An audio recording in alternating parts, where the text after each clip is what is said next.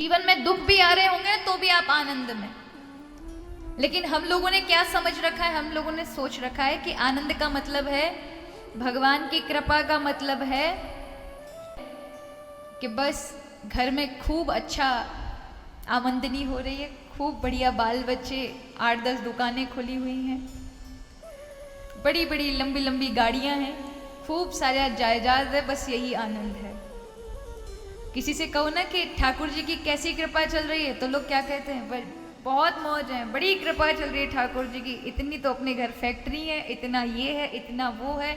अब उनसे पूछो भगवत कृपा का मतलब होता है भजन कितना बन रहा है आप पर ठाकुर जी का, तो बोल देंगे नहीं जी भजन नहीं बन पा रहा, पर वैसे खूब कृपा है। तो इसे कृपा नहीं कहेंगे। कृपा तो तब है कि तब आपका मन भगवान की ओर लग रहा, ठाकुर जी अधिक से अधिक आपके जीवन में भजन करवा रहे हैं, तब समझिए भगवान की वास्तविक कृपा बरस रही है आपके ऊपर।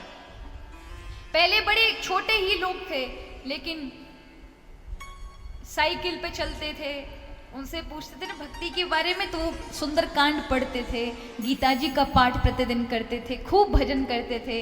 लेकिन आज वो अगर माला माल हो गए ना, तो उनसे जब पूछो ना कैसा भजन चल रहा है, तो वो क्या कहते हैं, समय ही नहीं है,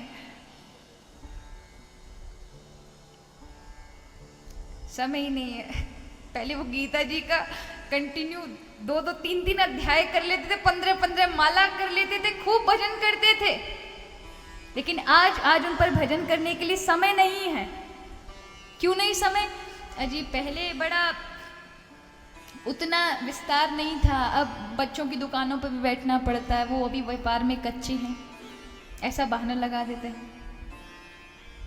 अब बहुत सारी चीज़ें बढ़ गई हैं, इसकी वजह से नहीं हो पा रहा। ये वजह नहीं है। वजह ये है जब भगवान संसार का सुख ज़्यादा देते हैं, तब अपना भजन का सुख खींच लेते हैं। वो आपको भजन नहीं करने देंगे, वो आपको भक्ति नहीं करने देंगे, क्योंकि हमारी हमेशा से मांग संसार के सुख की रही है, भगवान के भजन की बहुत कम रही है। हमेशा याद रखें, हमने ये मन में बिठा लिया है कि भगवान का जो सुख है ना, वो तो नरसी जैसा, मीरा जैसा, सूरदास जैसा बना देगा, पर ऐसा नहीं है।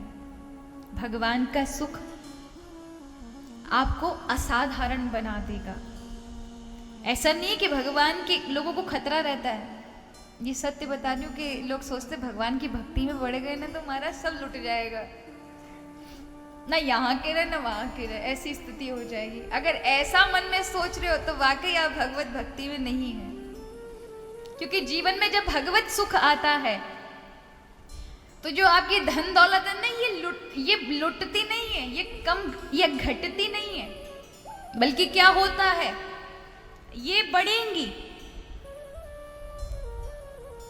लेकिन आपके जीवन में भगवान का सुख, भगवत भजन, भगवत कार्य हमेशा हमेशा प्रधानता में रहेंगे। प्रधानता माने अन्य कार्य भले ही पीछे रह जाएं, लेकिन भगवान के कार्य सबसे आगे रहेंगे।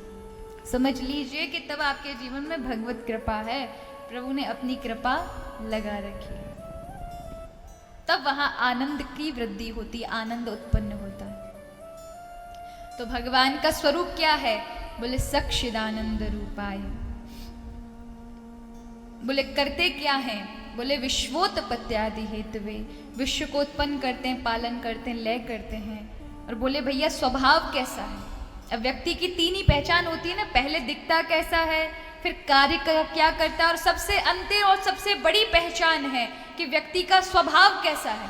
अब कोई अच्छा दिखता हो, कार्य भी बहुत अच्छे अच्छे हो, लेकिन काम बड़े बेकार हो, तो फिर वो उसको व्यवहार कुशल नहीं कहेंगे समाज में। अब काम उसके बिल्कुल अच्छे शहद की तरह हो, लेकिन डंक मारने की आदत हो, तो क्या होगा, लोग उससे दूर रहना पसंद करेंगे। अब शहद सबको पसंद है या नहीं? मीठा किन किन को पसंद है मैया? सबको पसंद है, शहद सबको पसंद है, लेकिन मधुमक्खी पालना कोई चाहता नहीं है, जबकि निकाल के शहद तो वही देगी ना हमें। लेकिन क्यों नहीं पालना चाहते? मधुमक्खी क्यों नहीं पालना चाहते? क्योंकि उसकी आदत डंक मारने की, जो कि बड़ा लगता है। शहद सब खाएंगे लेकिन मधुमक्खी पालना नहीं चाहेंगे। यही इसी तरह से जिनके काम बहुत अच्छे अच्छे हैं लेकिन डंक मारने की आदत है, तो उनके काम भी बेकार चले जाते हैं। अगर आप बहुत अच्छा अच्छा कार्य करते हैं लेकिन बार बार लोगों को बताने की आपकी आदत है, नहीं मैंने तुम्हारे लिए ये किया, ये किया, ये किया, ये किया, तो फिर वो समाज में व्यवहार अच्छा नहीं बना पाते। उनकी वो जो बातें होती हैं उसके भी लोग आदर नहीं करते उन बातों का। भले ही आप अपने पूरा जीवन उनके लिए खपा दीजिएगा, लेकिन अगर आपने वो बोलने की आदत डंक की तरह रखी हुई है भी पाल करके, कि बस आप करते तो हैं बहुत अच्छे अच्छे कार्य लेकिन लोगों को जता देते हैं बार बार, तो फिर आपके किए हुए एहसान उसी समय आपके बोलों के साथ लोग धो देते हैं, याद भी नहीं रखते। इसलिए इंसान को ऐसी चीजों से तो हमें बचना चाहिए।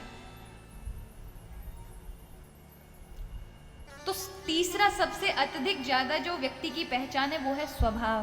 पूछा भगवान का स्वभाव कैसा है? बोले भैया स्वभाव के बारे में तो पूछो मत। तापत्रय विनाशाय श्री कृष्णाय वयम नमः। भैया ऐसा स्वभाव है, ऐसा स्वभाव है, दुनिया के लिए आप चाहे रात दिन करते करते रह जाइएगा लेकिन फिर भी कहीं ना कहीं वो आपका साथ छोड़ ही देंगे। आज जो आपके समक्ष आपके अपने बनकर खड़े हैं वो कल आपके विरुद्ध में भी खड़े हो सकते हैं। हो सकता है वो आपको कल दुख भी दे दें जो आज आपको प्रेम दे रहे हैं। लेकिन परमात्मा एक ऐसे हैं कि अगर एक बार आपसे संबंध जोड़ लें तो फिर संबंध तोड़ नहीं सकते, बल्कि आपको इन जंजालों से भी मुक्त कर देते हैं। इसलिए कहा तापत्रय विनाशाय। जीवन में 3 प्रकार के तापों को नष्ट कर देते हैं। कौन से ताप? बोले देहिक, दैविक, भौतिक तापा। देह का, तन का दुख, मन का दुख और धन का दुख, इन तीनों के दुख से आपको ऊपर उठा देते हैं। और संसार में ये 3 ही प्रकार के दुख हैं। कोई तन दुखी, कोई मन दुखी, कोई धन बिन रहत उदास, और थोड़े थोड़े सब दुखी और सुखी राम के दास। कोई तन से दुखी, किसी के पास ठाकुर जी ने बहुत धन दिया है, बहुत अच्छा मन दिया है, लेकिन तन ठीक नहीं है, इसलिए ना तो वृंदावन जा पा रहे, ना अयोध्या जा पा रहे, ना कहीं जा पा रहे। मन बहुत है, धन भी बहुत है कि चलो अयोध्या चलते हैं, चलो वहां चलेंगे, चलो प्रयाग जी चलेंगे, चलो नर्मदा मैया के वहां अमरकंटक चलेंगे, चलो नासिक चलेंगे।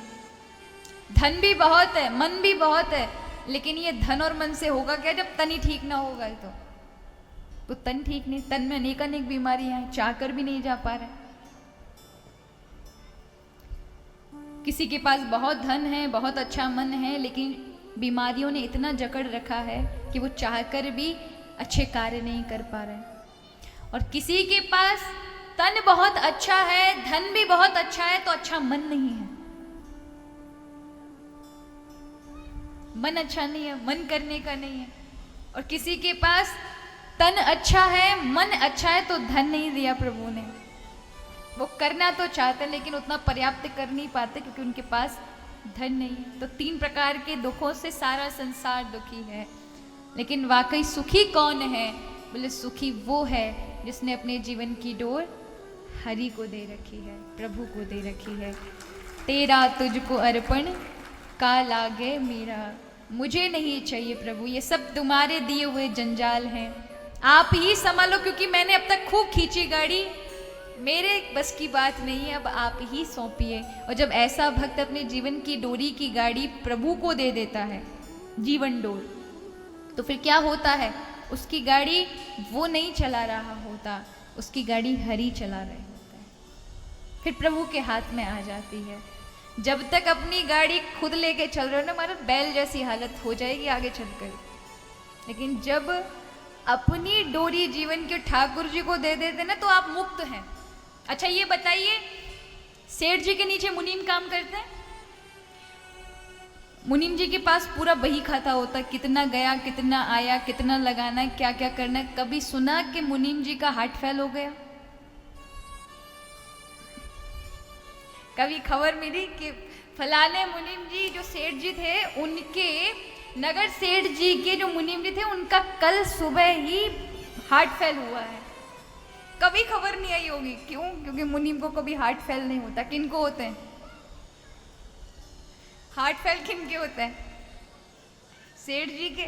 और जब तक आप सेठ जी बन करके बैठे हैं, वाह जी वाह, हम ही मालिक हैं, तो महाराज याद रखियो हार्ट फेल को खतरा आप ही को ज्यादा है।